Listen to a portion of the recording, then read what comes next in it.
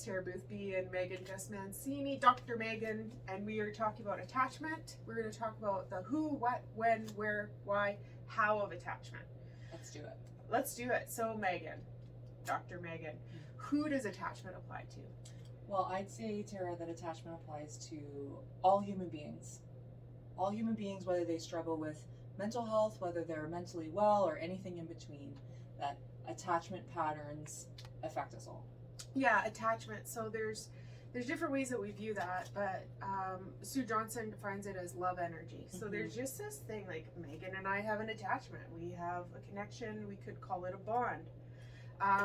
But the beginning research of attachment was really like Mary Ainsworth, John Bowlby, and they were focusing in more on infant and primary caregiver relationships. So that's where sometimes we can get confused, and some people will wonder if it's just a kid thing, like is this just about my child attaching to me? Some other language we'd have is an I'm bonding to my child. But what we really know is that attachment is an energy thing between all people. And we'll just keep trying to mine that in this conversation as best as we can. We know we can't answer all the questions. No, not in the vlog. Not in a vlog. This is a lifetime of research for a lot of people. So we're just trying to do what we can. So who? Everybody, not just babies. What? So what is attachment? So when thinking about Mary Ainsworth and Bowlby's research, attachment is developed through really early relationships between a primary caregiver. Early research was mother, but now they're looking at just a really important figure in your life that was the primary giver at that time. And through the connection, through the bond, through the relationship between the way the primary caregiver responds to the infant's needs, what happens over a course of life and at that time is the infant develops a working model in their mind. So like a framework of who I am, how other people see me, and how people will respond to me. And again, not just in infancy, but this mold, although now we know is malleable and can change over time, that mold can stick with us until we're seniors. Well, definitely. Yeah. Definitely.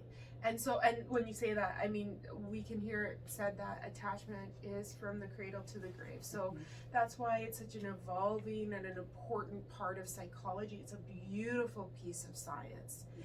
And it's something that's knit into us. Attachment is really, our central nervous system is very instrumental to our attachment because it's based on co-regulation. What's interesting, so children and babies don't necessarily know that this is happening, but Megan, me, you, we come into a room and we feel an energy. I feel that person's central nervous system, and maybe I'm drawn in because it feels good. I've been around a nervous system like that before and it's going to work for me.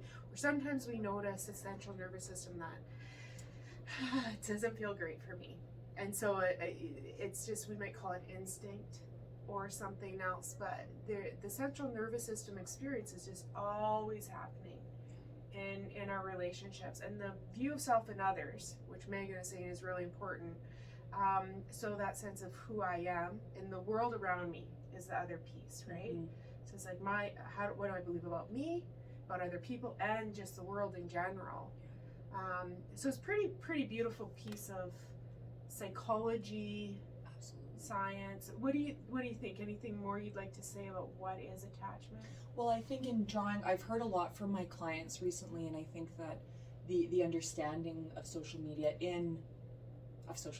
of attachment in social media, my bad. But there's a lot of social media posts and memes and things like that out there that are talking about healing your inner child. And so when I'm thinking about that work of healing your inner child, it's going back to the times where our attachment understanding of ourselves, of others, and of the world are formed and shaped. And sometimes when our view of ourselves, others, in the world are shaped in a way that make us feel not so hot about ourselves, not worthy of relationships, however it manifests, going back to that place to work on shifting that attachment pattern is what I hear with the healing the inner child. Is that fair to say? Yeah, and I think it's really key when you notice those things that make us feel not so hot about ourselves, or what we might call our flavor of alone.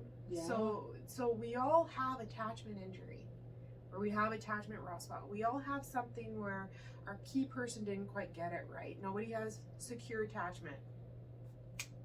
Nobody. I mean, I mean, if you meet somebody that does, they're quite the anomaly. But I don't have perfect attachment in my story, and you know, Me neither. and even with good enough parenting, our parents don't get it right all the time. I don't get it right all the time with my kids. Mhm. So we've got a little bit of a raw spot, attachment fear, or an unmet attachment need. And then when we touch somebody else's central nervous system energy as we age, then I'm reminded of this negative belief about myself. Mhm.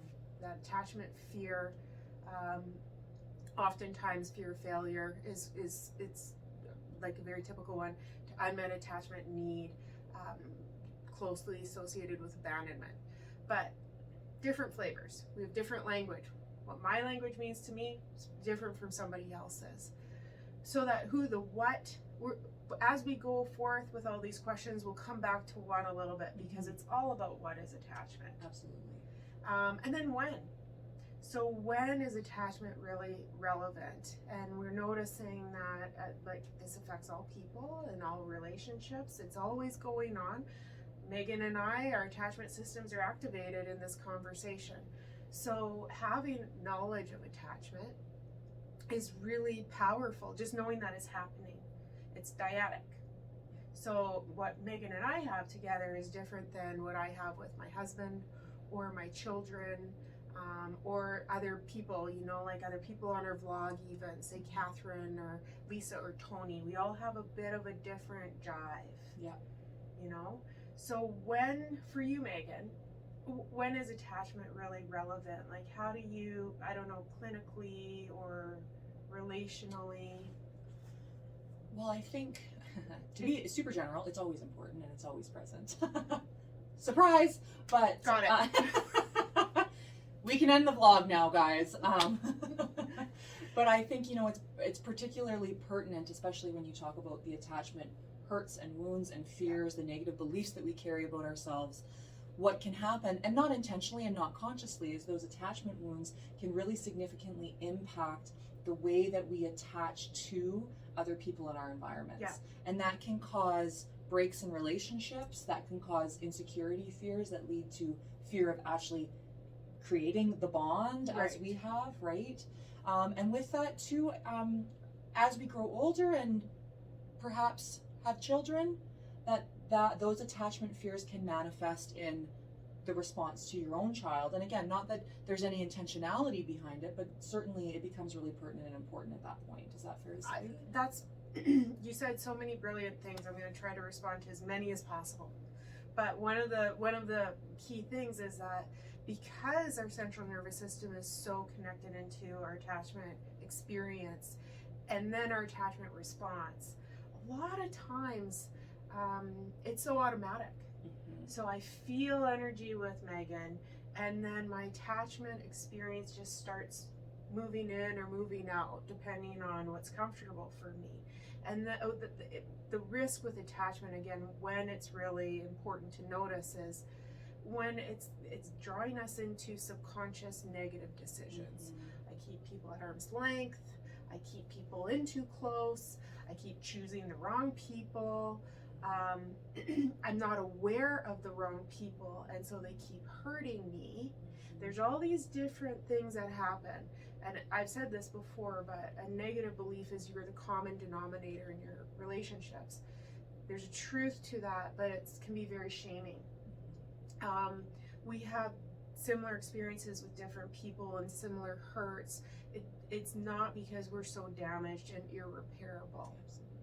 But then, as we know, attachment is significant, cradle to the grave. We become adults, and then we find somebody who's kind of awesome. We're like, hey, baby. Let's have babies. Hey, baby, let's have babies. Let's shack up. Because we like their energy. There's something about that attachment energy, the situation, words that are spoken. There's chemical reactions, there's endorphins and oxytocin, there's all sorts of stuff. And then something inside of us says, maybe I could earn security with you. Maybe with you, all of that stuff that I'm afraid that gets me doing the things that get me into trouble, maybe this is the person that I'll just be purely delightful with. And then we're not, and they're not, and then we're just back into the same old stuff. The key when is attachment so important is when we're conscious of it. Like the key is just awareness. This is happening. I'm not making this up. Megan can't. She's a doctor. I can't lie about anything now. No. Yeah. Nothing. No, but that's the truth. Yeah. It's the truth. No, but yeah.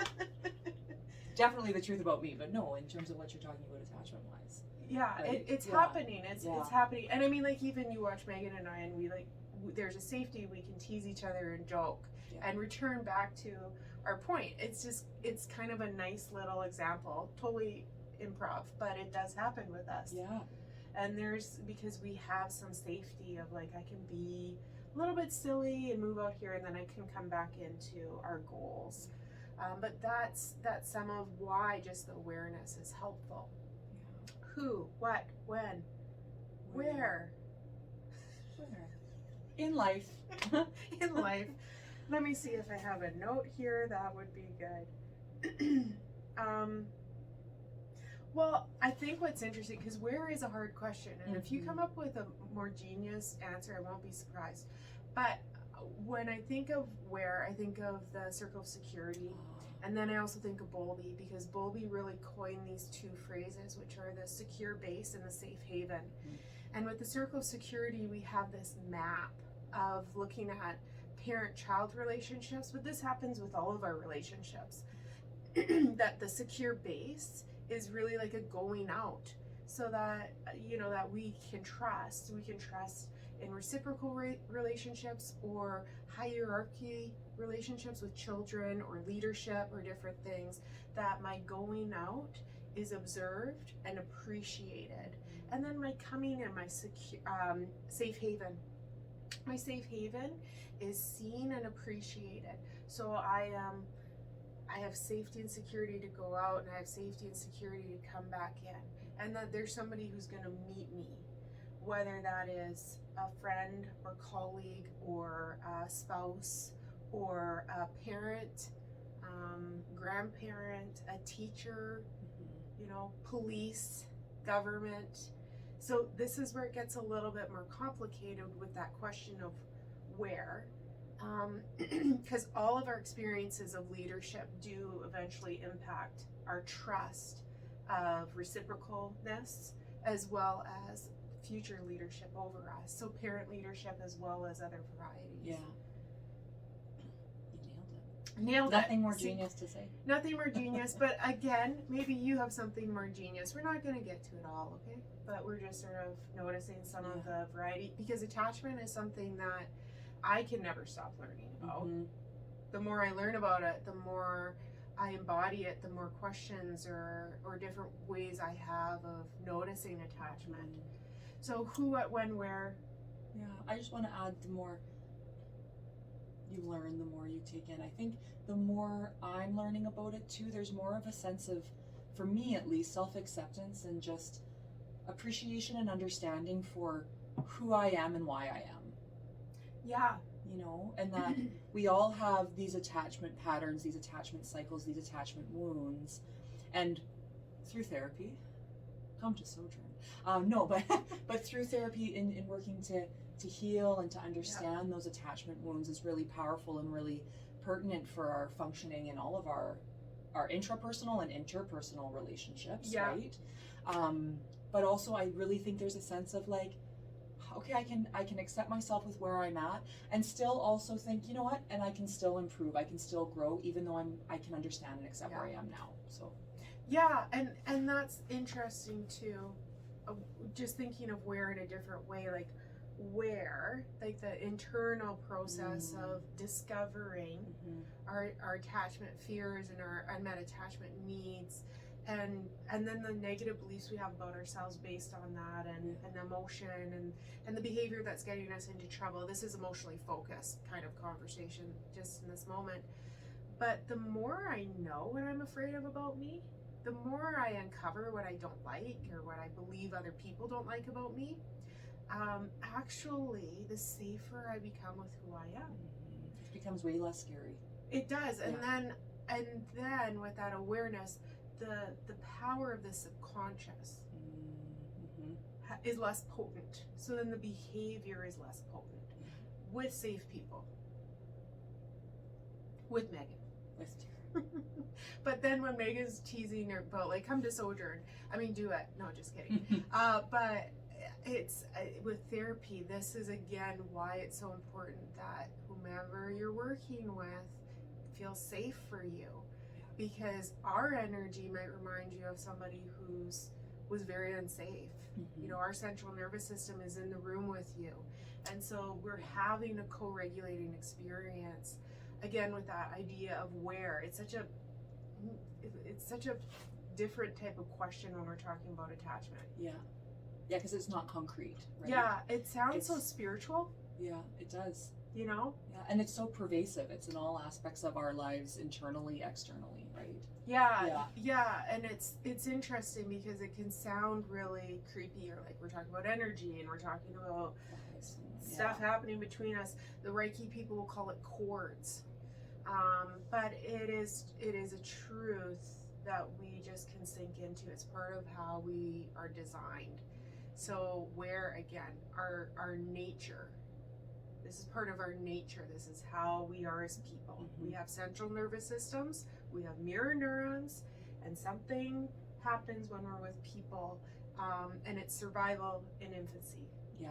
That's how infants are trying to survive, is by co-regulating with their primary care network.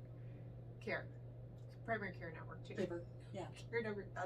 Never mind. But primary caregiver. Yeah. And it's a really cool thing, like on a physiological level for infants, there's the survival instinct. But for example, the caregiver who holds the crying infant and breathes deeply and remains calm themselves, the parent's physiological regulation helps to directly regulate the child's physiological state. So one, they co-regulate in the moment and they create a safe attachment place of that secure base to come back to.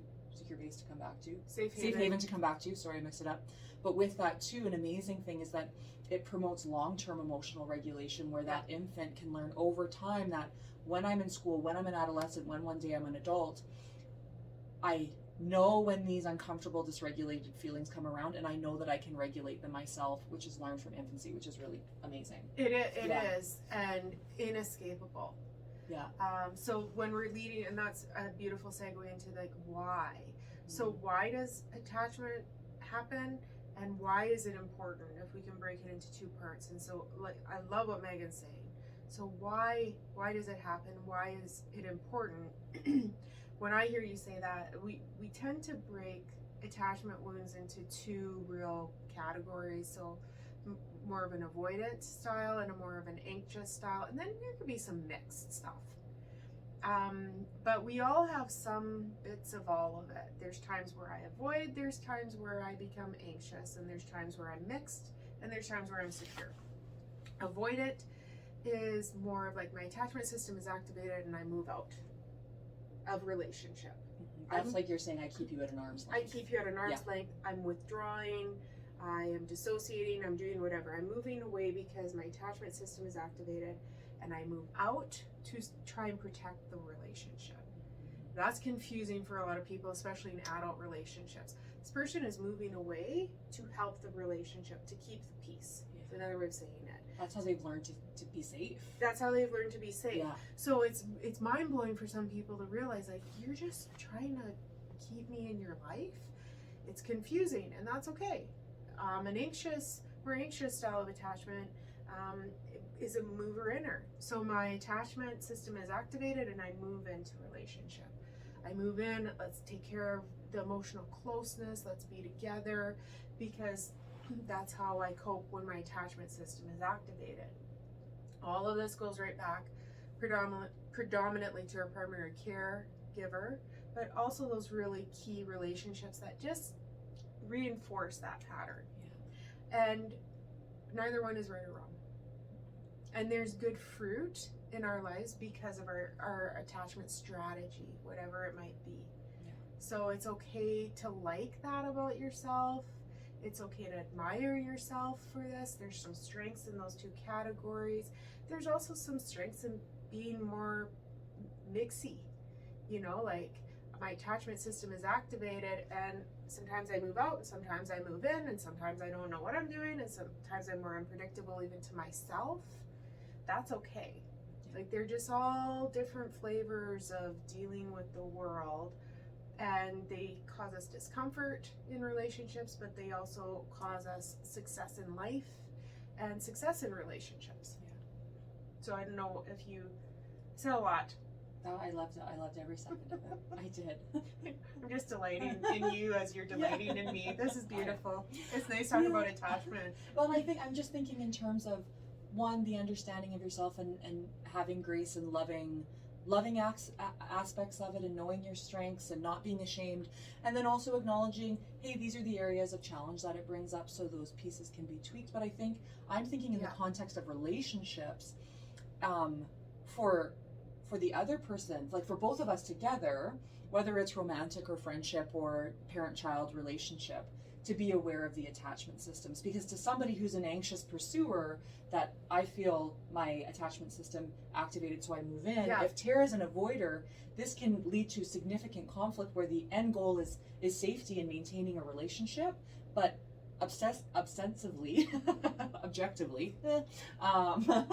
take my title away, but that can feel like rifts in the relationship or being overly intrusive or like you don't care. So developing an understanding together so that you understand each other's cycles so that you can strengthen whatever relationship is there, right? Yeah, and to know, especially in adult love relationships, it's like I'm a little heartbroken because I honestly thought we would earn security together and just like walk off into the sunrise or sunset.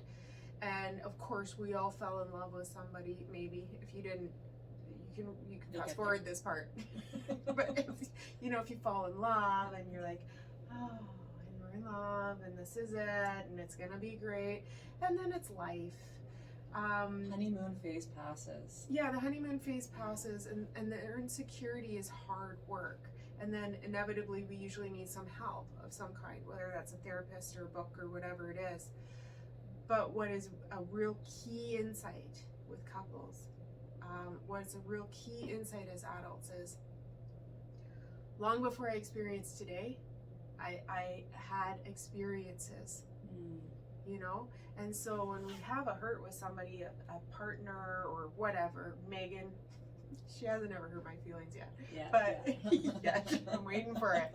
But if Megan hurts my feelings, it's like what hurts is that I've had hurts before, or if I feel let down by Megan, I feel my attachment system activated in a way that's unbearable for me.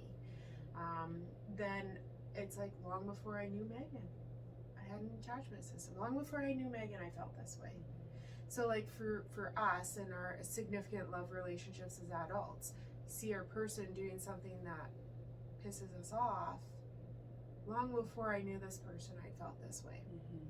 I think for myself personally, just observing myself, knowing that as an attachment focused experiential therapist, working on my marriage with my husband, it's what's amazing is knowing those truths as a clinician and a married person is when I'm with my children and then I feel my attachment system activated and I'm the person in charge, I can have this corrective moment with myself of like, oh wait, here's this little 5-year-old or 4-year-old who's just navigating the world. They're not trying to ruin my life by taking a butter knife and scratching up my kitchen table.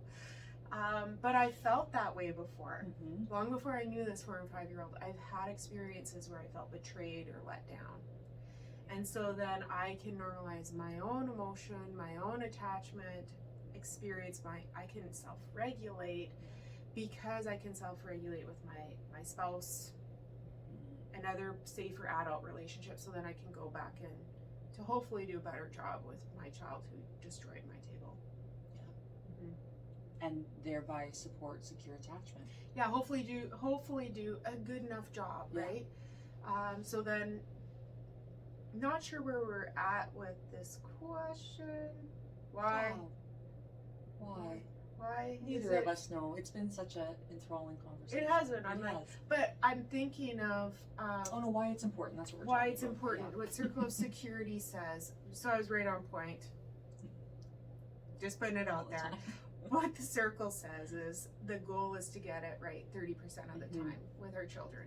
And I think that's great in relationships. However, I will add something to this. The goal is to get it right 30% of the time with positive intentionality, with a caregiver intent. So with good intention and realizing I'm not going to get it right all the time, but the good intention thing I think is really, really important because it's an accountability. I need to be accountable to myself and to other adults. I need to be accountable to whomever I'm helping, child or otherwise. Yeah. So there you go. Why? And those are the 5 W's and 1 H. We haven't done the H yet. How? No, Guys, we haven't. How? we didn't. So how does it happen? How? Well, and so it can happen through parent-child type behaviors when you think the caregiver, I'll say caregiver, not parent, sorry, caregiver and child and infant relationships, and that can look like, as I said before, maintaining your own self-regulation when your child's dysregulated to help settle and co-regulate with their nervous system. It can look like mirroring your infant or your child or adolescent for that matter. It's going to look different in age-appropriate ways. Yeah. But in mirroring their facial expressions and being with them in the emotion that they're feeling and allowing them to experience whatever emotion it is and validating that sense. You might not agree with it, you might not understand it, but to be with you in that emotion and make it okay is also an extremely co-regulating experience that helps to develop attachment. So Yeah, and a couple things that I hear you saying is that sometimes one of the simplest things we can do, how to do attachment, normalize, validate. So when you see somebody struggling, we don't have to fix it. It's like, of course you're having a hard time. It makes sense. That's hard. Math is hard. Yeah. Breakup is hard. A flat tire is hard. Like, we don't have to have an answer. Like, if we could answer less and normalize more. Listen more and like, of course you're happy, you're falling in love, he's amazing. Like that's nice. That's stuff that is helpful. So normalizing and validating, seeing people, delight. To me, delight is just such a powerful move with attachment. So I see you and I delight in you for the reason that you just exist. There you are. Look at how precious you are. Your silly ponytail. Nice. But it's just like delight. Validation. So how? Was I gonna say something else? Well, that's good. Thank you. See, validation. That was really good. It's okay to be confused, Tara. I know. Thank you. For a while, you're welcome. We have been talking for a while, so I think that's pretty much. There's so much more. I was gonna notice how as well is that again noticing the behavior, that stuff that can get us into trouble.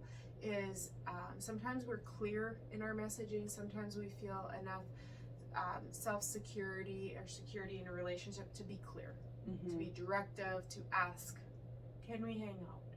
Can we? Yes. Asking for clear asking, a bid or a cue. Sometimes we're not feeling so hot, and this is more with to watch with children and adolescents, and then we hide. We don't want to show our bid. We don't want to clearly say, hey, Mom, can I hang out? Or hey, Megan, can we, go shopping or whatever it might be. So we might do something like even rebellious or get into trouble, steal some money out of somebody's wallet or these different things because we're just looking for some attention. And that sounds negative. But attention, again, is like, I'm just looking for that good charge of energy. Like, that's what I want. I'm not trying to get negative attention. I just want to have that special thing that we haven't had in a while. Go ahead. I was just going to say with that, what I'm seeing in a lot of clients, and especially my little elementary age, is an increase in some behaviors that are deemed undesirable by parents: yelling, screaming, hitting, having a tough time. And an interesting thing with that miscue, in terms of I'm doing the thing to get the attention that might push you away, is these kiddos need love, they need a hug, they need support, they need co-regulation right now, because I mean all the time, but especially now with the world being so scary. And it's easy to confuse that as, well, I'm going to ground you, which exacerbates the problem, as opposed to thinking, you know, in connecting, I like to think, what is this behavior an expression of? What attachment need is this an expression of? Is it, I'm scared as heck to go back to school and I'm screaming my head off about it, responding to the attachment need rather than to the surface behavior, is another how. To think, what is this an expression of? Yeah, what is this an expression of, and what does it mean to them? So like a theme too that we've talked about is noticing increased separation anxiety for the young children, and co-sleeping. And so for some reason on the school ground, parents will confess these things to me at times because I'm a therapist, or I look like a priest, I don't know. But I'm like, people confess to me that their child is co-sleeping, I'm like, so is mine. You know, like, I don't love sharing a bed with 4 people, but there's 4 people, well, 2 little children people, and then the parent people. But for me, it's like, I don't love it because I sleep better if I have my own space. However, I don't fully understand the meaning that my child is making from it. All I know is that something is working for them. And sometimes that's a simple answer, is like, it's like I don't have to get it to hold space for it. The other thing that I thought about today, actually, with my kitchen table being carved up, is that sometimes it's so much easier to regulate myself with the real big things. That was a big problem. There's some little shamey faces running around my house this morning. But sometimes it's the small things that I can really miss regulating myself with, and that's when I'll get mean mom, angry mom going on.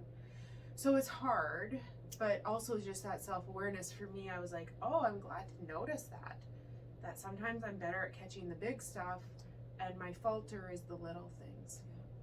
So fits back in with the how, looking into ourselves for these clues, like what are these things? Can I be curious about myself? Can I notice how I'm getting it right and how I'm getting it wrong? Can I repair? Secret ingredient is repair. Whatever that looks like, how we repair it with our kids. Words are important. Acknowledging our mistakes are important. Being human is really okay.